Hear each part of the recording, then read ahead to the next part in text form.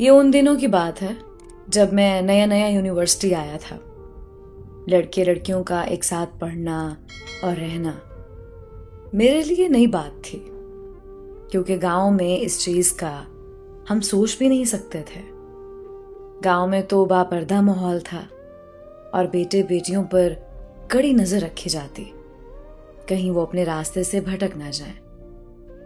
صرف قرآن مجید کی تعلیم دی جاتی جو محلے کی بزرگ عورت لڑکیوں کو پڑھاتی، جسے بی بی جی کہا جاتا تھا. میرے لیے یہ سب نیا تھا. لڑکیوں کے بن سور کر آنے سے ایسے معلوم ہوتا جیسے یہاں کوئی شادی ولیمہ کی تقریب ہونے والی ہے.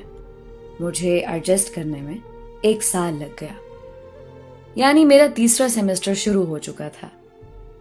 ایک دن یونیورسٹی میں ایک سینئر سے ملاقات ہوئی تو باتوں باتوں میں انہوں نے مجھے ایک واقعہ سنایا جو بہت دل خراش تھا.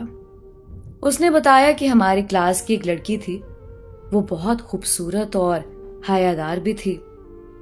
وہ ہمیشہ اپنے کام سے کام رکھتی. کسی لڑکے سے اس کا کوئی ریلیشن نہیں تھا، لیکن یونیورسٹی کے ماحول نے اسے بالکل بدل کر رکھ دیا. اس کی کلاس فیلو سے دوستی ہو گئی.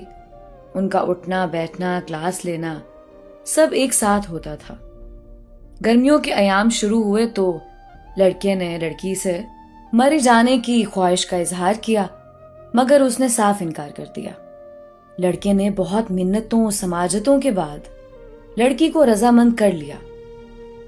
اس وقت فائنل ٹرم پیپر چل رہے تھے تو لڑکے نے لڑکی سے کہا، تمہاری فیس میں پے کر دیتا ہوں، جو آپ کے گھر سے فیس آئے گی پیپرز کے بعد ہم مری چلے جائیں گے. لڑکی اس کی چالوں میں آ گئی اور اپنا فیس چالان اس کے ہاتھ میں تھما دیا. لڑکے کا دوست بینک میں کیشیئر تھا. اس نے معصوم لڑکی کو دھوکہ دینے کے لیے جعلی سٹیمپ لگا کر چالان لڑکی کو دیا. یہ لو، آپ کی فیس پے ہو گئی ہے. لڑکی خوش ہو گئی. ہوا کچھ یوں کہ لڑکی کی فیس پیپرز ہونے سے پہلے آ گئی تو اس نے لڑکے کو دے دی اور دونوں نے مری کی تیاری شروع کر دی. یہاں سے تو وہ صرف دوستی کا مان رکھتے ہوئے اکیلی جا رہی تھی، مگر اس لڑکے نے 4 دوستوں کو بھی ساتھ ملا لیا. وہ راتوں رات ہاسٹل سے نکلی اور ان کے ساتھ روانہ ہو گئی. 3-4 دن سے گھر رابطہ نہ ہوا تو اس کی فیملی بہت پریشان ہوئی، کیونکہ اس کا موبائل بھی بند جا رہا تھا. جب ہاسٹل سے رابطہ کیا گیا تو معلوم ہوا کہ وہ گھر جانے کے بہانے سے 5 دنوں سے ہاسٹل سے جا چکی ہے.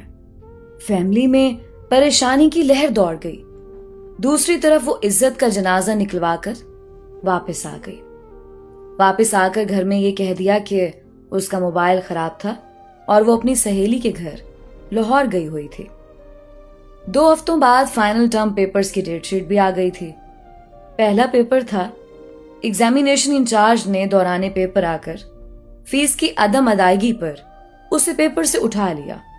وہ چیختی چلاتی رہی، اپنا فیس چالان بھی دکھایا، مگر کچھ نہ بن سکا اور اسے کسی پیپر میں نہ بیٹھنے دیا گیا. اب وہ گھر سے دوبارہ فیس بھی نہیں مانگ سکتی تھی. وہ لڑکے کا گریبان پکڑ کر بہت روئی، مگر اب پچھتانے کا کیا فائدہ جب چڑیاں چگ گئیں کھیت. اب کچھ بھی نہیں ہو سکتا تھا.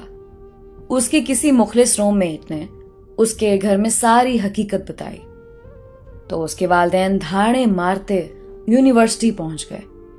لڑکی نے بھی اپنے کیے پر پشیماں ہوتے ہوئے ساری کہانی اگل دی. بات وائس چانسلر تک پہنچ گئی. وائس چانسلر نے فوراً ایکشن لیتے ہوئے لڑکے کے والدین کو بلوا لیا. وائس چانسلر بہت نیک انسان تھا. وہ انصاف کرنا چاہتا تھا. اس نے لڑکے کے والدین سے کہا، آپ کے بیٹے کو اس لڑکی سے شادی کرنی پڑے گی.